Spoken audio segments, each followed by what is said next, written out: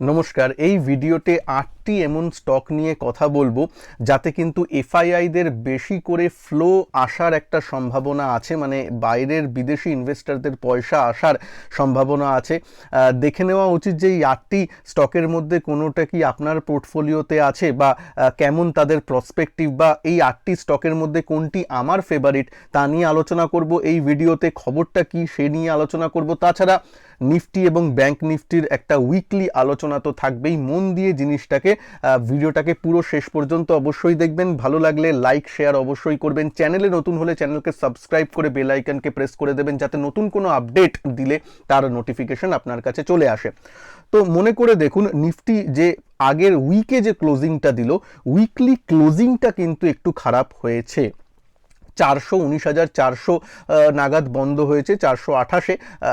তা নিয়ে আমি কিন্তু কয়েকদিন আগে, যদি মনে আপনারা করে থাকেন, 4-5 দিন আগেই বা 2 দিন আগে আমি যে আলাদা একটা ভিডিও করেছিলাম, সেখানে একটা মার্কেট নিয়ে বলেছিলাম যদি 19,600 বা 580-র নিচে বাজার থাকে তাহলে কিন্তু মানে বিয়ারিশ মনোভাবটা থাকবে। এবং যদি আপনি আগামী মানে শুক্রবারের লাস্ট বাজারটা দেখেন, সেক্ষেত্রে কিন্তু সেই লেভেলের নিচে 19,600-র নিচেই ও ট্রেড করেছিল এবং একটা সময়ের জন্য 19,600-620 এই লেভেলটাকে কিন্তু ক্রস তেমন করেনি, এবং সেই অর্থে কিন্তু তার জন্য একদম দিনের লো পয়েন্টে এসে কিন্তু ক্লোজিংটা দিয়েছে। তো উইকলি চার্টে যদি আমরা দেখি, নিফটির উইকলি ক্লোজিংটা কিন্তু আমাদের দেখে নিতে হবে, যেখানে কিন্তু 3 উইক ধরে ও কিন্তু একটু নিচের দিকে বন্ধ দিচ্ছে। এইবার সব থেকে ক্রিটিক্যাল লেভেলে নিফটি দাঁড়িয়ে আছে, সেটা হচ্ছে 19,300, যেটা আমি আপনাদের সাথে কিছুদিন আগেও শেয়ার করেছিলাম। এই লেভেলটা যদি 19,300-র নিচে চলে যায় নিফটি, সেক্ষেত্রে কিন্তু একটু ভালো মতন বিয়ারিশ জিনিসটা আসতে পারে। হ্যাঁ, তার জন্য 19,300-র নিচে কয়েকদিন ক্লোজিংয়ের দরকার। টাচ করে চলে এলো সেটা নয়, একটু ক্লোজিং বেসিসে যদি সেসব জায়গায় থাকে তাহলে কিন্তু মোটামুটি শর্ট টার্ম পজিশনগুলোকে কিন্তু ক্লোজ করে দেওয়ার মেন্টালিটি রাখা যেতে পারে। যদিও কোনো পার্সোনাল ফিনান্সিয়াল অ্যাডভাইস নয়, নিজেদের ফিনান্সিয়াল অ্যাডভাইজারের অ্যাডভাইস নিয়েই কাজগুলো করবেন। এখানে কিন্তু ভেরি শর্ট টার্ম, ধরুন কেউ 2 সপ্তাহের জন্য বা 1 সপ্তাহের জন্য সুইং ট্রেডিং পজিশন নিয়েছেন, তাদের কথা বলছি। ইনভেস্টমেন্ট নিয়ে কথা হচ্ছে না। ইনভেস্টমেন্টের জন্য তো যত নিচে আসে তত ভালো অ্যাড করতে হবে, হ্যাঁ তাই না, ভালো ভালো স্টকে। কিন্তু short term, very short term ট্রেডিংয়ের পার্সপেক্টিভে আমি বলছি 19,300 লেভেলটা ভেঙে গেলে কিন্তু একটু ক্রিটিক্যাল হয়ে যাবে। যাই হোক, এইবার নেক্সট যেটা নিয়ে কথা বলবো, ব্যাংক নিফটিতে যাওয়ার আগে একটু স্টক স্পেসিফিক কথা বলে নিই। যেখানে এই 8টা স্টকে যেখানে আমাদের নতুন ফ্লো আসতে চলেছে। কেন ফ্লো আসতে চলেছে আপনারা জানেন, মর্গান স্ট্যানলে একটা ইন্ডেক্স আছে, MSCI ইন্ডেক্স, যেখানে কিন্তু ওই ইন্ডেক্সকে বেস করে অনেক মানে বাইরের ফান্ডের ETF ওই ইন্ডেক্সের উপর বেস করে আছে। ETF equivalent to mutual fund বলতে পারেন, এবং বাইরের ফরেন ইনভেস্টরদের অনেক টাকা এইসব ইন্ডিয়ান মার্কেটের যে ETF বেসড যে প্রোডাক্টগুলো আছে বিদেশের বাজারে তাতে কিন্তু আসে। এবং ওই ETF ইন্ডেক্সে যদি কোনো স্টকের মানে অন্তর্গত হয়, তাহলে কিন্তু সেই স্টকেও ফ্লোটা বা একটা প্যাসিভ টাকা আসার কিন্তু একটা সম্ভাবনা থাকে। সম্ভাবনা বলবো না, টাকাটা আসে, এবং যেটা স্টকের ক্ষেত্রে ভালো। ঠিক আছে, অনেক স্টকের নামও চারিদিকে যায়, রিসার্চ অ্যানালিস্টদের তালিকাতেও চলে আসে, বেশি করে এক্সপোজার পাওয়া যায়, মানে অনেক ভালো। চলুন তাই সেই 8টা স্টক নিয়ে একটু কথা বলে নিই। তার আগে যারা আমার সাথে লাইভ মার্কেটে ক্লাস করতে চান, যেখানে মাসে আমি 12টা থেকে 15টা লাইভ মার্কেটে ক্লাস করাই, তাছাড়া তার সাথে সাথে এখন একটা নতুন জিনিস শুরু করেছি, যে সেম প্রাইসে, যা প্রাইস ST ট্রেডিং চ্যাম্প ব্যাচের আগে থেকে ছিল, সেই প্রাইসেই আপনারা ফ্রি পোর্টফোলিও ট্র্যাকিং করার বা পোর্টফোলিও ম্যানেজমেন্টের একটা সফটওয়্যারও পাচ্ছেন, যেখানে নিজের ট্রেডিং বা নিজের ইনভেস্টমেন্টকে আপনারা ট্রেডিং মানে ট্র্যাক করতে পারেন। অ্যাজ আ হোল সুন্দরভাবে জিনিস জিনিসটাকে মানে ট্র্যাক করতে পারেন, নিজের প্রোগ্রেস কেমন হচ্ছে সেটা দেখতে পারেন, সেই জিনিসগুলোকে অনুধাবন করতে পারেন। তো একটা ভালো জিনিস আছে, সেইটাও পাবেন আপনারা। তো যদি ইন্টারেস্টেড থাকেন তাহলে অবভিয়াসলি এই ভিডিওটা একটু দেখে নেবেন, যে লাইভ মার্কেটে অপশন এবং স্টকের ক্লাস এই এসটি ট্রেডিং চ্যাম্প ব্যাচের, এটা দেখে নেবেন। এই ভিডিওর লিঙ্ক আমি এই যে ভিডিওটা দেখছেন তার এন্ড স্ক্রিনে দিয়ে দেব। তাছাড়া যারা আমার পাবলিক ফ্রি অফ কস্টে পাবলিক টেলিগ্রাম গ্রুপে যুক্ত আছেন, তারাও কিন্তু এই নিয়ে আমি পিন্ড মেসেজেই কিন্তু এই ভিডিওটা বা এই ক্লাস সংক্রান্ত যাবতীয় ডিটেলস আমি কিন্তু দিয়ে দিয়েছি, একটু দেখে নেবেন। পাবলিক টেলিগ্রাম গ্রুপে শুধুমাত্র আমার টেলিগ্রামের লিঙ্ক ইউজ করেই যুক্ত হবেন, না হলে অনেক ফেক গ্রুপ আছে। পাবলিক টেলিগ্রাম গ্রুপের লিঙ্ক এই ভিডিওর কমেন্ট বক্সে, ফার্স্ট কমেন্ট বক্সে এবং ডেসক্রিপশন বক্সে দিয়ে দেওয়া হয়েছে।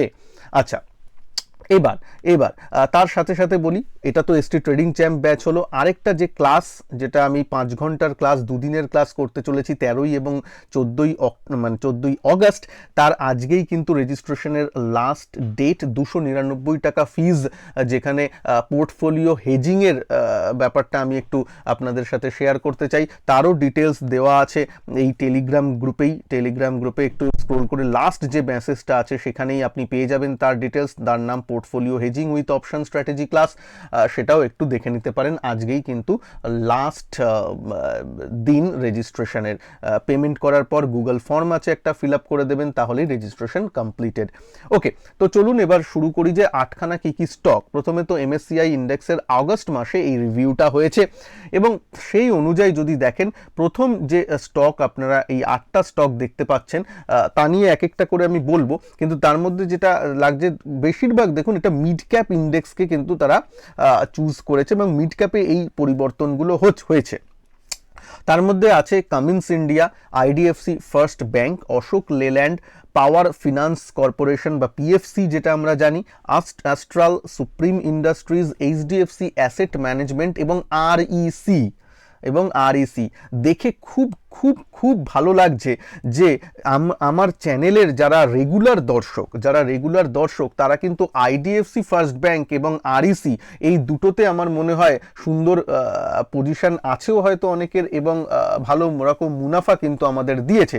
যদি মনে করে দেখেন, IDFC ফার্স্ট ব্যাংক আমি চেঁচিয়ে এই চ্যানেলে 65 টাকা, 64 টাকা, 67 টাকায় যখন ছিল তখন থেকে বলে আসছি, আজকে সেটা প্রায় 88 টাকায় চলে এলো, এবং তারপর এখন তো নিউজও এসেছে যে IDFC ফার্স্ট ব্যাংক এখন ওদের ইন্ডেক্সে শামিল হয়ে গেছে। আচ্ছা, সেটা ছাড়ুন, REC রিসেন্টলি আমি পাবলিক টেলিগ্রাম গ্রুপেও আপনাদের চার্ট দিয়ে বলেছিলাম REC 174 টাকায় তখন ট্রেড করছিল। আমি জানি না কবে, কিছুদিন আগেই আমার মনে হয়, তখন 174 টাকায় ট্রেড করছিল REC। আর এখন যদি দেখেন, সেটা আমার মনে হয় এটা হিন্দুস্তান নোটিস কিছুদিন আগেই আমি দিয়েছিলাম, বেশি দিন হয়নি যখন ও 174-এ ছিল, এবং এটা SGVN, এবং এইখানেই আমি দিয়েছিলাম SGVN, এই যে REC রুরাল ইলেকট্রিফিকেশন কর্পোরেশন। আমি REC এসেছে, স্টপ লসও বলে দিয়েছিলাম 165, স্টপ লস কখনোই হিট হয়নি, এবং এই যখন ফার্স্ট ব্রেকআউটটা দিয়েছিল ওই দিনই আমি আপনাদের চেনিয়ে দিয়েছিলাম। এটা কবে? জুলাই 24 থেকে আজকে 12ই অগস্ট, এক মাসও হয়নি, তার মধ্যে থেকেই স্টকটা 174 টাকা থেকে বেড়ে প্রায় 220 টাকা হতে গেছে। তো আশা করি আপনারা এখান থেকে ভালো মুনাফা হয়তো অনেকে রোজগার করেছেন, যদিও ফিনান্সিয়াল অ্যাডভাইস এটা নয়, নিজেদের অ্যানালিসিস করেই ডিসিশনগুলো নেবেন। তার জন্য কিন্তু পাবলিক টেলিগ্রামে তাই যুক্ত হয়ে থাকতে হবে। তাই জন্যই বলছি, পাবলিক টেলিগ্রামের লিঙ্ক আমার এই ভিডিওর কমেন্ট বক্সে এবং ডেসক্রিপশন বক্সে দেওয়া আছে, প্লিজ জয়েন করে নেবেন। লিঙ্কটাকে কপি করে এই টেলিগ্রামের সার্চ বক্সে পেস্ট করলেও আপনি আমার চ্যানেলটা পেয়ে যাবেন। যাই হোক, তো REC আপনাদের সাথে শেয়ার করা ছিল 174 টাকায়, এবং IDFC ফার্স্ট ব্যাংক তো ছিলই। তো তার এই দুটো স্টকে যেহেতু দেখুন, তখন জানতাম না যে এটা MSCI ইন্ডেক্সে ইনক্লুডেড হবে, শুধুমাত্র চার্ট প্যাটার্ন থেকে আইডেন্টিফাই করে আপনাদের সাথে আমি শেয়ার করেছিলাম। যদি এই জিনিসটাকে ভালো লাগে, একটু মোটিভেশনের জন্য প্লিজ একটু কমেন্ট করে দেবেন আর ভিডিওকে লাইক করে দেবেন, তাহলে এরকম ধরনের আরও স্টক আমি আপনাদের জন্য নিয়ে আসবো পরবর্তীকালে, ঠিক আছে? কারণ চার্ট প্যাটার্ন দেখে মনে হচ্ছিল যে ওইখানে কিছু একটা হতে যেন চলেছে, তাই আমি শেয়ার করেছিলাম আপনাদের সাথে। যাই হোক, তা এই এবার ব্যাপারটা কি হলো, এখানে দেখুন যে 8টা স্টক আছে মোটামুটি ভালো কোম্পানি। এবার যদি আমাকে পার্সোনালি জিজ্ঞেস করেন, আমার এই স্টকগুলোর প্রতি কি নজরিয়া থাকবে সেটা আমি বলবো। তার সাথে সাথে এখন কি এন্ট্রি করা যায় অনেকে বলবেন, সেটা নিয়ে কথা বলবো। প্লাস আমি এটা বলার পর ব্যাংক নিফটি নিয়েও একটু আলোচনা করে দেবো এই ভিডিওতেই। মন দিয়ে শুনবেন, ভিডিওটাকে স্কিপ করে যাবেন না। যদি আমাকে পার্সোনালি জিজ্ঞেস করেন এই 8টা স্টকের মধ্যে 8টাই ভালো স্টক, যদিও তবেও আমি বলবো যে হ্যাঁ, এখন যেহেতু অটো সেক্টরটা ভালো চলছে, অশোক লেল্যান্ড ভালো স্টক দেখা যেতে পারে। আইডিএফসি ফার্স্ট ব্যাংক তো অবভিয়াসলি এখনও আমার প্রিয়, যেহেতু তাদের রেজাল্টগুলো ভালো হচ্ছে এবং সিইও যিনি আছেন তিনিও জিনিসগুলোকে ভালোভাবে হ্যান্ডেল করছেন। তবে একটা কথা বলি, এগুলো কিন্তু একটু মিডিয়াম টার্ম বা ইনভেস্টমেন্টের নজরিয়াতে আমি বলছি, এই নয় যে ট্রেডিংয়ের ব্যাপারে। কারণ ট্রেডিংয়ের ব্যাপারটা আইডিএফসি ফার্স্ট ব্যাংক যখন 65 টাকায় ছিল তখন একটু বেশি অ্যাট্রাকটিভ ছিল রাদার দেন 88 টাকায় এখন যখন চলছে। আজকেও অ্যাট্রাকটিভ আছে, আমি বলছি না খারাপ, কিন্তু 65-64 টাকায় আরও বেশি একটু রিস্ক টু রিওয়ার্ড রেশিও ভালো ছিল, ব্যাস এইটাই। হ্যাঁ, যারা এখন আসবেন তারা একটু লেট তো হয়ে গেছেন পার্টিতে, এটা তো মানতেই হবে। তাও বেশি লেট হয়নি বলে আমার মনে হয়, কারণ কোম্পানির রেজাল্ট তা বলছে না, রেজাল্ট বলছে এই কোয়ার্টারেও Q1 রেজাল্টও ভালো হয়েছে। অশোক লেল্যান্ডও ভালো করছে, ঠিক আছে। পিএফসি তো পাওয়ারের, দেখুন এটা পাওয়ারের একটা বুম চলছে বলে এখন পাওয়ার সেক্টর নিয়ে অনেক চেঁচামেচি হচ্ছে, তার জন্য ব্যাপারগুলো হচ্ছে, তাছাড়া আর কিছু নয়। এগুলো সিক্লিক্যাল, এই নেচারটা আপনাকে মনে রাখতে হবে। তো সিক্লিক্যাল জিনিসে পাওয়ার, যেমন টাটা পাওয়ার একসময় অনেকটা রিটার্ন দিয়েছিল, তারপর এক জায়গায় একটু দাঁড়িয়ে আছে। কোম্পানি কি খারাপ হয়ে গেছে? উত্তর হলো না, কোম্পানি খারাপ হয়নি, কিন্তু অনেকটা রিটার্ন দেওয়ার পর একটু দাঁড়িয়ে গেছে, ওই ব্যাপারটা, ঠিক আছে। তো ওই দাঁড়িয়ে যাওয়ার ব্যাপারের সময় অনেক সময় কি হয়, লোকে অধৈর্য হয়ে পড়ে এবং ভালো কোম্পানির শেয়ার তখন বেচে দিয়ে বেরিয়ে যায়, তারপর শেয়ারটা বেড়ে যায়। তো এই ব্যাপারটাকে লক্ষ্য রাখতে হবে, ঠিক আছে। আচ্ছা, আর যদি বলি আরইসি, এই এই এই 4টে স্টক আমার মোটামুটি পার্সোনালি ভালো লাগে। আরইসি যদি বলি, আরইসির ব্যাপারটা হলো এখন বিজনেসটা ভালো করছে এবং লো পিই স্টক। কেন 174 টাকা থেকে বেড়ে 224 টাকা জাস্ট কয়েকদিনের মধ্যে হয়ে গেল, সেটা হচ্ছে আরইসির পিই মানে প্রাইস টু আর্নিং রেশিও খুব খুব কম ছিল। আমার মনে হয় 4 বা 5-এ ছিল যখন ও 174-150 টাকায় ট্রেড করতো। তো খুব লো পিই স্টক, তার মানে তার মধ্যে বেশি ইনভেস্টাররা আসবেই, কারণ ভ্যালুয়েশন খুব লো ছিল, একটা ভ্যালুয়েশন কমফর্ট তখন কিন্তু ছিল স্টকটার প্রতি। এখনো একটু ভালো আছে, কিন্তু শর্ট টার্মে অনেকটা বেড়ে গেছে, একটু থিতিয়ে যাক, তারপর নয় এন্ট্রির কথা ভাবা যেতে পারে। কিন্তু আপাতত এই 4টে স্টকের প্রতি ভালো। অ্যাস্ট্রালও ভালো কোম্পানি, কোনো মানে খারাপ যে কোম্পানি তা নয়। এইগুলোতে একটু কম দামে এলে, যখন একটু বাজার আপনাকে সুযোগ দেবে, এবং 19,300 ভাঙলে তো বাজার মনে হয় আরেকটু সুযোগ দিতে পারে, তো তখন একটু এইগুলোকে ওয়াচ লিস্টে রেখে একটু দেখা যেতে পারে। তবে আমার টপ পিকস যদি বলেন, তাহলে আইডিএফসি ফার্স্ট ব্যাংকই আমার, এই 8টার মধ্যে যদি একটাকে চুজ করতে হয় যে সঞ্জয় একটা তোমার ফেভারিট স্টক বলো, তাহলে আইডিএফসি ফার্স্ট ব্যাংক বলবো। অ্যাজ আ ক্যাভিয়েট একটু আমি বায়াসড হতে পারি, কারণ আমার পার্সোনাল পোর্টফোলিওতেও আমার আইডিএফসি ফার্স্ট ব্যাংক থাকতে পারে, তো সেই অনুযায়ী একটু ঠিক আছে। যাই হোক, তবে আমার নজরিয়া কি 1 মাস 2 মাসের জন্য একদমই না, লং টার্মের জন্য একটু নেওয়া আছে। যবে দেখবো ফান্ডামেন্টাল রেজাল্ট খারাপ করতে শুরু করেছে, তবে তখন আমি বেঁচে বেরিয়ে যাবো, অ্যাজ সিম্পল অ্যাজ দ্যাট, তাই না? আচ্ছা, তো এবার এই স্টকগুলো বলার পর চলুন একটু মিড ক্যাপ নিয়ে কথা বলি। যদি এখনও ভিডিওটাকে একটু ভালো লাগে, প্লিজ একটু লাইক শেয়ার করে দেবেন। আর আরেকটা কথা বলি, কালকে কিন্তু আমি জিও ফিনান্সিয়াল সার্ভিসের উপর একটা ভিডিও রিলিজ করেছি, যেখানে ডিম্যাটে চলে এসেছে জিও ফিনান্সিয়াল সার্ভিসের স্টক। সেই ভিডিওটা যদি মিস করে থাকেন প্লিজ দেখে নেবেন, এবং তার পাশেই লাইভ মার্কেটের যে আমার ক্লাস, এবং তার মধ্যে দেখছেন সফটওয়্যারটা দেওয়া হচ্ছে, সেই সফটওয়্যারের অ্যাক্সেস দেওয়া হচ্ছে, সেটা নিয়েও একটু বলেছি, ক্লাস নিয়ে বলেছি, একটু দেখে নেবেন, ঠিক আছে, যদি ইন্টারেস্টেড থাকেন। তো চলুন এবার আমি ব্যাংক নিফটি নিয়ে একটু কথা বলি, কারণ ব্যাংক নিফটির একটা ইম্পর্টেন্ট একটা পার্ট। তো ব্যাংক নিফটি দেখবেন, এই যে দুটো আমি লাইন টেনেছিলাম এবং বলেছিলাম এইখানে নো ট্রেড জোন, এবং নিচের দিকে আসলে জিনিসটা একটু খারাপ, সেখানে কিন্তু আমি যদি এইখানে একটু যাই, যদি আপনি বুলিশ আমি লিখেছিলাম 2 দিন আগের জাস্ট ভিডিও, যে নিফটি যদি 19,650-এর উপরে থাকে তাহলেই বুলিশ, যেটা কখনোই হয়নি। তারপর আমি ব্যাংক নিফটির একটা অ্যানালিসিস মনে হয় এখানে করেছিলাম, যদি সেটা আমি পাই এখানে আপনাদের দেখাবো, কারণ এখানে একটা চার্ট প্যাটার্ন নিয়ে আমি আলোচনা করেছিলাম, হ্যাঁ এইখানে, ঠিক 11 মিনিট বা 11:30 নাগাদ। এই জন্য বলেছিলেন যে ভিডিও স্কিপ করবেন না। দেখুন এখানে ব্যাংক নিফটির এই যে নিফটি ব্যাংক এখানে চুজ আছে, এবং এখানে যে চার্ট প্যাটার্নটা আমি আপনাদের সামনে বলেছিলাম এইখানে আছে, এখান থেকে নিচেও ব্রেকডাউন হতে পারে, উপরের দিকেও যেতে পারে। তার জন্য দুটো লেভেল আমি আপনাদের সাথে শেয়ার করেছিলাম। উপরের দিকে তো যায়নি, নিচের দিকে যে হয়েছিল, এবং তখন আমি বলেছিলাম যদি নিচের দিকে যায় তাহলেই ক্রিটিক্যাল লেভেল দেখুন, এবং তার প্রবাবিলিটি বেশি, এবং তাই জন্য আমি মার্ক করেছিলাম যে লোয়ার হাই তৈরি হবে এবং লোয়ার লো তৈরি হবে। দেখতে পাচ্ছেন ব্যাংক নিফটি যদি চার্টটা দেখেন তারপরে মোটামুটি কিন্তু সেই ধরনের জিনিসই হয়েছে।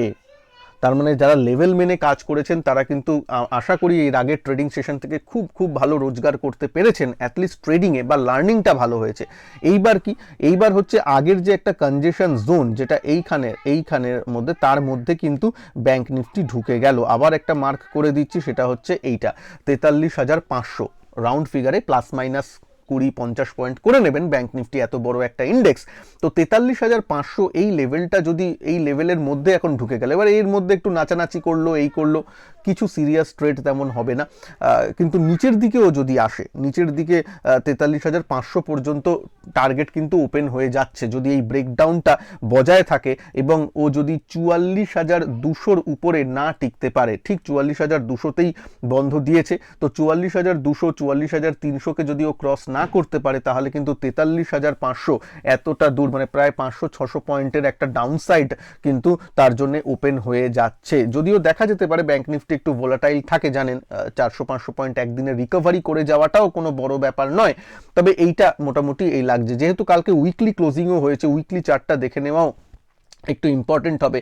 উইকলি চার্টেও যদি দেখেন ও যেখান থেকে ব্রেকআউটটা দিয়েছিল, এইখান থেকে ব্রেকআউটও দিয়েছিল, তারপর ব্রেকআউট ফেলিয়ার বলা হবে, কারণ এখান থেকে ব্রেকআউট দিলেও কয়েক সপ্তাহের মধ্যে সেই ব্রেকআউট জোনে আবার কিন্তু ও ফিরে এসেছে। তার মানে এটাকে টেকনিক্যাল টার্মে ব্রেকআউট ফেলিয়ার বলা হবে। সেই অনুযায়ী কিন্তু নিজেকে এবার প্রিপেয়ার আপনাদের করতে হবে। সুতরাং সব কিছু জিনিস চিনিয়ে দিলাম, লেভেলগুলো মার্ক করে দিলাম একটু উইকলি বেসিসে, যেহেতু একটু বড় লেভেল মার্ক করেছি, যেহেতু আজকে উইকলি অ্যানালিসিসটা আমরা করছি।